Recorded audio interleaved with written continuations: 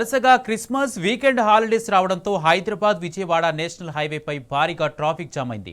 రద్దీ కారణంగా వాహనాలు నెమ్మదిగా కదులుతున్నాయి. ముఖ్యంగా పంతంగి, చౌటుప్పల్, కోర్లపాడు టోల్ గేట్ల దగ్గర కిలోమీటర్ల మేర ట్రాఫిక్ జామ్ అయింది. ఔటర్ రింగ్ రోడ్ నుంచి అబ్దుల్లాపూర్ మెట్, హయాత్ నగర్, చౌటుప్పల్ ప్రాంతాల్లో బంపర్ టు బంపర్ ట్రాఫిక్ జామ్తో ప్రయాణికులు తీవ్ర ఇబ్బందులు పడుతున్నారు.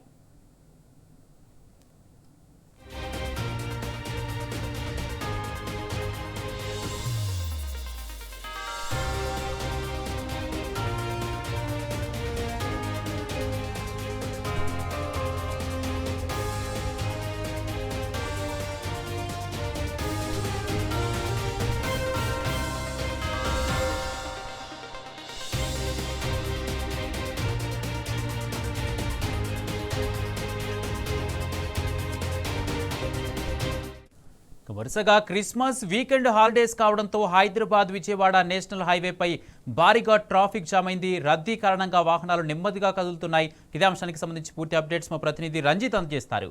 రంజిత్, వీకెండ్ కావడంతో క్రిస్మస్ వేడుకలకు సంబంధించి కూడా ముఖ్యంగా పంతంగి, చౌటుప్పల్, కోర్లపాడు టోల్ గేట్ల దగ్గర కిలోమీటర్ల మేర ట్రాఫిక్ జామ్ అయినట్టుగా తెలుస్తుంది. దీనికి సంబంధించి ప్రయాణికులు ఏమంటున్నారు?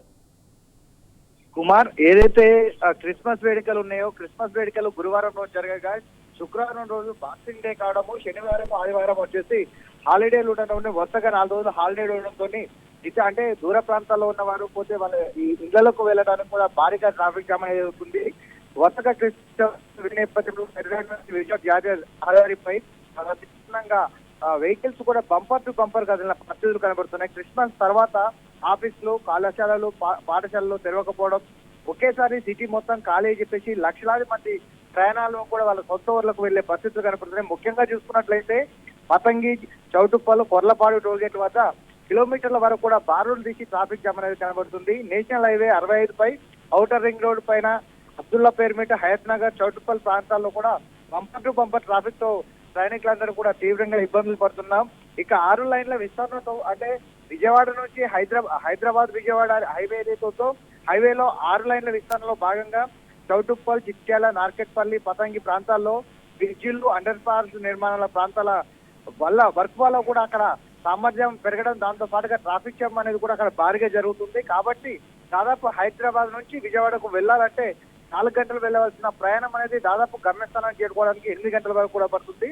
దీంతో అప్రమత్తమైన రాజకొండ పోలీసులు కూడా ఇప్పటికే వచ్చేసి దాన్ని రూట్లు మళ్లించే ప్రయత్నాలు కూడా చేస్తున్నారు. దానిలో భాగంగా అంబులెన్స్ సైతం కూడా ట్రాఫిక్ లో ఇరుక్కొని గంటల తరబడి ఆ ట్రాఫిక్ లో ఉండి ప్రత్యామ్నాయ మార్గాలు లేక కూడా ఇబ్బందులు పడే పరిస్థితి కనబడుతుంది. ఇక నేషనల్ హైవేలపై ప్రయాణించే వారు ప్రత్యామ్నాయ రోడ్లతో పాటుగా తమ గమ్యస్థానాలు చేరుకోవాలని, నిరంతరం ట్రాఫిక్ అప్డేట్లను కూడా ఆన్లైన్ లో చెక్ చేసుకోవచ్చని కూడా రాచకొండ ట్రాఫిక్ పోలీసులు కూడా సూచించేవారు. ఈ వాహనాల రద్దీతో పాటుగా సరిగ్గా 2 రోజులు ఆదివారం వరకు కూడా, ఎందుకంటే ఈ రోజు హైదరాబాద్ నుంచి వెళ్లిన వాళ్ళు తిరిగి మళ్ళీ హైదరాబాద్ చేరుకోవడానికి కూడా శనివారం మరియు ఆదివారం రోజు తిరుగు ప్రయాణాలు ఉంటాయి. కాబట్టి సోమవారం వరకు కూడా ఇదే రద్దీ అనేది కొనసాగుతుంది.